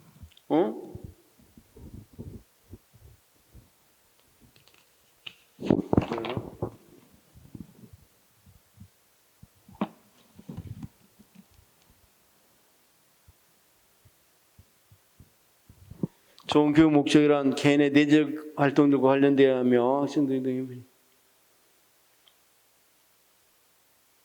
맞죠. 사회적 가치도 아까 중요시했다고 그랬잖아요. 깜빡이네. 1번. 제가 잘못 읽었어요. 10번. 다음 그래서 뒤의 반성적 사고 특징을 설명한 것으로 묶은 것은 궁극적으로 변화를 추구한다. 맞죠? 과학적 탐구 과정은 수단으로 활용될 수도 있다. 맞죠? 문제 해결 과정에서 최초 목표된 수정 계속해 나가죠. 변화입니다. 이건 무조건 변화. 개인의 내적 사고 과정으로 이건 말이 안 되죠. 그래서 1번. 13번은 옳지 않는 거. 3번은 말이 안 되죠.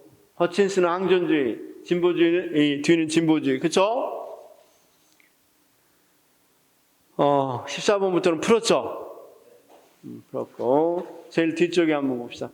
교육철학 4조 안 풀었던 30번, 29번, 30번 문제 풀어보겠습니다. 자, 29번은 교육철학 4조와 그 내용을 옳지 않는 거. 분석 맞죠?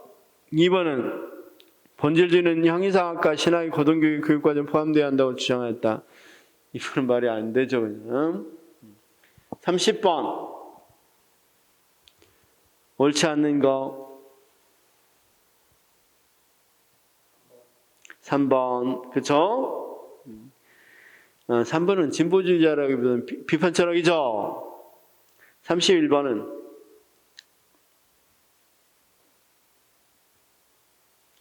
교육의 사회적 기능이 부각되면 사회가 요구하는 가치나 교육을 대면하는 개념으로 사회라는 개념이 쓰이게 되었고, 교육의 기초적인 양육은 물질적인 원조뿐만 아니라 정신, 조력을 모두 보호하는 개념이고, 조적적 정의를 견제하는 학자들은 교육을 인간 행동을 계획적으로 변화시키는 과정으로 보고, 훈련은 자연의 원리에 따른 교육에서 유래된 것으로 신념 체계 전체를 아니라고 그랬죠. 4번. 그 다음 기출 추가해서 여기 허스트 기출 추가 1번 봐봐요. 이거 허스트인데 지방지에서 이렇게 어렵게는 안 나옵니다. 이게 임용고 시 한번 나왔던 문제거든요. 네.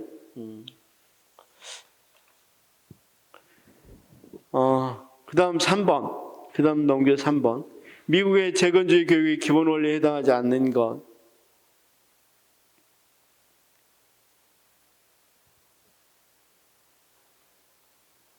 딱 1번이죠, 보더라도. 그쵸? 그 다음에 이제, 앞에 한 문제 안 풀었던 것 같은데. 그쵸? 3번 문제 안 풀었네요. 22페이지 3번 문제. 그쵸? 교육의 내재적 목적. 외재적 목적에 해당하는 것은 인적 자원 개발하고 국가 경쟁력 강화. 기업과 디귿. 니은과 리엘은 자유주의, 특히 허스트의 자유주의.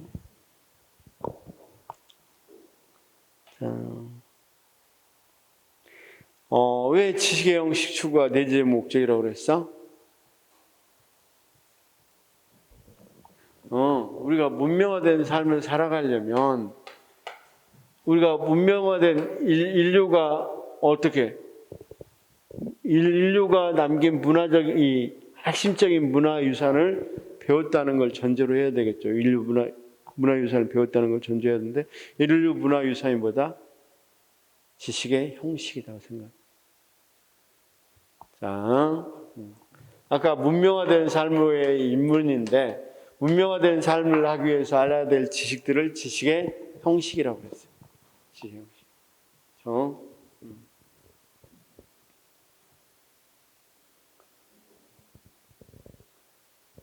그래서 왜 이걸 배워야 되는데 하는 건 그 자체가 목적이 될 수밖에 없겠죠.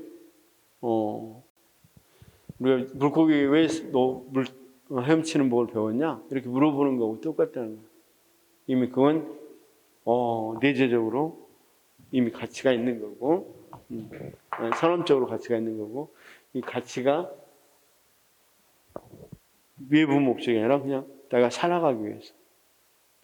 이를테면 내재적 목적하면 즐거워서, 나의 생존, 내가 존재하는 바탕이 돼서, 이런 것들이 내재적인 거죠. 그렇죠?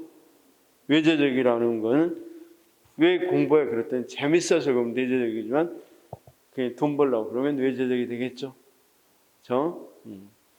그래서 결국은 사람이 되려고 하는 것은 뭐가 돼요? 내재적 목적일 수밖에 없겠죠.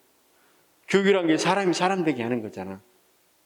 그럼 내재적 사람 되게 하는 거 운명화된 삶으로의 입문인데, 운명화된 삶으로의 입문하는 거잖아. 배우는 것이. 지식 형식 배우는 것이. 그 자체가 목적이라고 하는 거예요. 이런 거 잘 이해가 안 되면 그냥 외우셔도 돼요. 자, 선생님, 철학 대부분 한번 풀어봤는데 어때? 어려워요?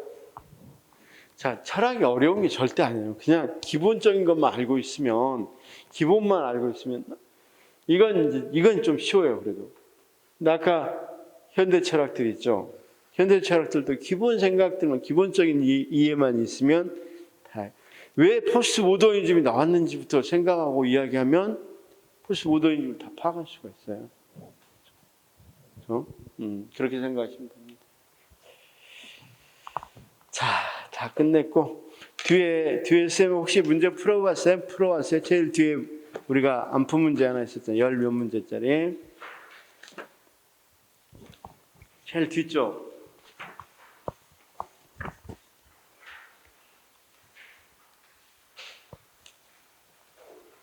15문제짜리. 표집 방법부터 풀어봤어요? 자, 일단 표집 방법에 대한 설명을 옳지 않는 것은 단순 무선 표집은 모집단의 모든 구성이 표집 확률이 같도록 하는 방법 맞습니다. 유층 표집은 모집단을 다양한 하위 집단으로 분할한 후에 각 하위 집단으로부터 그걸 무선으로 표집하는 방법 맞습니다. 편의적 표집 방법, 표집의 단위가 개인이 아니라, 이건 편의적 표집이 아니라 분집적 표집이라고 합니다. 그렇죠? 쌤, 이건 대부분 다 알죠? 쌤들이 다 사회 공부했으면 다 알았을 거라고 생각합니다. 그 다음, 교육현상과 관련해서 독립변수 X와 정속변수 Y 사이의 인과관계가 성립하기 위한 조건. 자, 조건 세 가지죠. 독립변수의 선행성. 그 다음, 동시 변환성. 가해 변인의 통제. 그쵸? X가 Y의 원인이 되려면. 그래서 다음 몇 번입니까? 3번이죠? 3번입니다. 그 다음, 통계적 가설 검증에 대한 설명을 옳지 않는 것은 통계적 가설, 연가설과 대립가설로 구분된다. 제1.5류는 연가설이 참일 때 그것을 부정하는 오류이다. 자, 그 다음 통계적 검증력이란 연가설이 참여할 때 이를 기각하는 확률이다. 그 다음 유의수준이란 연가설이 참일 때 이를 채택하는 확률이다. 뭐 4번이죠. 쌤 모르겠어? 이거? 아예 몰라? 문제로도 안 나올 건데. 하나만 예를 들어 설명하겠습니다. 어렵지도 않고. 우리가 가설 검증을 할 때 대립가설과 연가설이 있어요. 연구가설이라고 돼요. 우리 쌤들이 A 교사가 멀티미디어 교수법을 만들었어요. 그럼 멀티미디어 교수법이 전통적 교수법보다 A 교사 입장에서는 같다고 생각했어요? 같지 않다고 생각했어요? 같은 뭐하게 만들어? 같지 않다고 생각하겠죠. 그게보다 연구가설이에요. 연가설은 같다고 하는 거, 반대되는 거. 멀티미디어 교수법과 전통적 교수법이 같다. 왜 그러냐면 이걸 전제해 놓고 A 교사가 뭐 해야 돼? 증명을 해내야 되겠죠. 같지 않으면. 자, 모르겠으면 이거 한번 내일 들어볼게요. 잘 들어봅시다. 자, 경찰이 있어요. 용의자를 잡았어요. 용의자. 범죄자는 아니고 용의자. 분명히 경찰이 용의자가 무죄라고 생각하겠어요? 무죄가 아니라고 생각하겠어요? 무죄가 아니라고 생각하겠죠. 그렇죠? 그러면 경찰이 연구자입니다. 용의자 무죄가 아니라고 생각하고 연구를 해야 됩니까? 아니면 용의자가 무죄라고 일단 해놓고 경찰이 이걸 무죄가 아님을 증명해야 되겠습니까? 쉽게 말해서 제가 경찰이에요. 용의자를 잡았어요. 너 용의자 무죄가 지금 아니거든. 네가 무죄임을 증명해봐. 그렇게 해야 됩니까? 아니죠. 경찰이 일단 미안합니다, 선생님. 용의자라고 해서 잡았어. 그러면 경찰인 내가 당신이 무죄가 아님을 보여야 되겠죠. 증명해야 되겠죠. 그렇죠? 쉽게 말해서 연가설로 연구를 해야 되겠죠, 내가. 대립가설로 연구하면 당신 지금 무죄 아니거든? 당신이 무죄임을 증명해봐. 말이 안 되잖아. 연구자가. 멀티미디어 전통적 교수법이 같지 않거든? 니네들이 같음을 증명해봐. 이렇게 하면 안 되겠죠. 자기가 같다고 놓고 이게 같지 않으면 증명해줘야 되겠죠. 이거 똑같아. 그러면 이제 여기 봅시다. 경찰 합시다. 경찰이 훨씬 더 이해가 잘 되죠. 그럼 용의자가 지금 연가설입니다. 용의자가 지금 뭡니까? 연가설이 용의자가 무죄라고 생각하는 게 연가설입니다. 이게 참이야. 진짜야. 용의자 무죄야. 이게 거짓이야. 여기는 채택했어. 여기는 기각했어. 고마워. 영어들 생각이 잘한다. 그럼 봐봐. 용의자가 무죄고 그걸 채택해줬어. 연가설입니다. 여기도 뭐든지 연가설입니다. 용의자가 무죄라는 걸 채택해줬어. 그럼 그냥 풀려난 거죠. 무죄였고 원래 죄 없었고 풀려난 거야. 근데 용의자가 무죄야. 근데 기각해버렸어.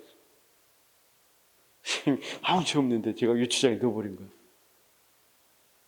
또는 증용을 해버린 거야. 그건 일종오류야. 그런데 무죄가 아니야. 그런데 무죄라고 그냥 채택을 해버렸어. 그럼 이종오류야. 그러면 실제로 딱 보니까 일종오류는 굉장히 억울한 경우고 이종오류는 땡 보는 거네. 뭘로 생각하면? 저 경찰로리로 생각하고. 검정력이라는 게 뭐냐면 실제로 연구자가 원했던 거야. 용의자가 무죄가 아니고 그 다음 용의자가 무죄가 아님을 뭐 해야 돼? 기각. 여기가 용의자가 무죄자는 것이 뭐야? 연가설인데 이걸 기각하고 있으니까 무죄가 아니다고 생각하는 거죠. 내가 용의자를 잡아서 무죄가 아니라고 생각하죠. 근데 다행히 용의자가 무죄가 아니다고 무죄인 것을 기각해버렸어. 그러니까 죄가 있다는 소리죠. 그럼 내가 원했던 거잖아. 이걸 검정력이라. 뻔하잖아. 그러면 일종오류를 범할 확률을 유의수준이라고. 그러니까 이 일종오류는 유의수준이 일종오류랑 똑같다고 생각합니다. 그럼 일종오류는 뭐야? 연가설이 참인데 연가설을 기각한 경우죠. 그렇죠? 그러면 유의수준도 여기 연가설 참일 때 기각한 경우에 경우라고 이야기해야 되겠죠. 그래서 그 부분의 유의수준은 연가설이 참일 때가 아니라 연가설이 참일 때 이를 채택하는 게 아니라 기각했을 때. 이해됐어요? 모르겠어요. 그럼 또 포기해요. 이거 지금 알아서 맞출 수 있는 문제는 아닌 것 같아요. 그냥 포기하시세요. 근데 제가 이렇게 그려놔봐요. 그냥 시험장에 가서는 그냥 경찰 놀이 한번 그려놔봐요. 연가설이 용의자는 무죄다. 참 거짓. 써놓고 채택기가 이렇게 쭉 써놓고 일정으로 이거 그대로만 그리면 되거든요. 그리고 그걸 그대로 해석하면 7급이니까 좀 어렵게 나왔지 9급에서는 이건 완전히 쉽게 나올 거라고. 4번 문제. 다음 설명에 대한 정의적 특성 측정 방법은 의견, 태도, 감정, 가치관 등을 측정하기 용이한 것. 단기간에 단시간에 다양한 자료를 수집하고 결과 또한 신속하게 질문지법이죠. 우리가 안진뱅이 방법이라고 하는 질문지법.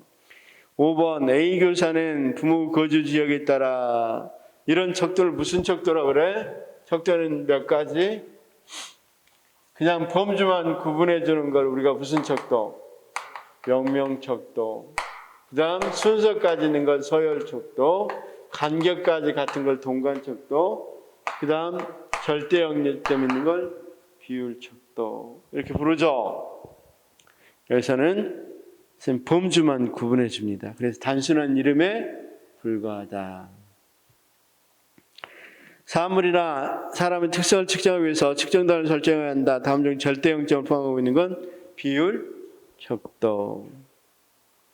표준 점수는 어떤 척도에 해당하는가? 이건 논란이 엄청 많은 문제입니다. 책마다 다릅니다. 비율 척도라고 하는 책도 있고 그 다음 동간 척도라고 하는 책도 있습니다. 여기서는 답을 비율 척도로 했었습니다. 이건 논란의 지수가 절대 안 나옵니다. 왜냐하면 임용고시에서는 동관척도라고 해야만 답이 되는 걸로 나와 있습니다. 그러니까 학자마다 다른데 이걸 냈다는 건 정말 그때 당시 냈으니까 이제 지금 냈으면 큰일 났습니다. 이거 큰일 납니다. 08번 문제. 다음 척도에 대한 설명을 옳은 것은 이건 쌤 매우 만족, 불만 순서는 있죠. 범주도 구분해주고 순서도 있죠. 그런데 이 간격이 같을까 다를까? 매우 불만하고 보통 간격이 사실은 정확히 같다고 볼 수는 없겠죠. 사람들마다 주관적이죠. 그래서 답은 몇 번입니까? 4번. 1번은 우리가 이런 걸 비율척도. 2번은 이건 명명척도. 3번을 동간척도. 4번은 그렇죠. 3번은 지금 동관척도인데 틀리게 썼습니다. 가감승리 자유로운 가장 높은 수준. 이건 틀린 말입니다. 동관척도라고 쓰시지 마시기 바랍니다. 3번은. 4번은 서열척도. 그쵸? 지금 3번은 동관척도 앞부분은 맞는데 뒷부분이 틀립니다. 동관척도도 뭐 할 수 없어요. 동관척도도. 우리가 승제할 수 없습니다. 승제. 자, 표준 점수 구하는 건 다 안다고 그랬죠?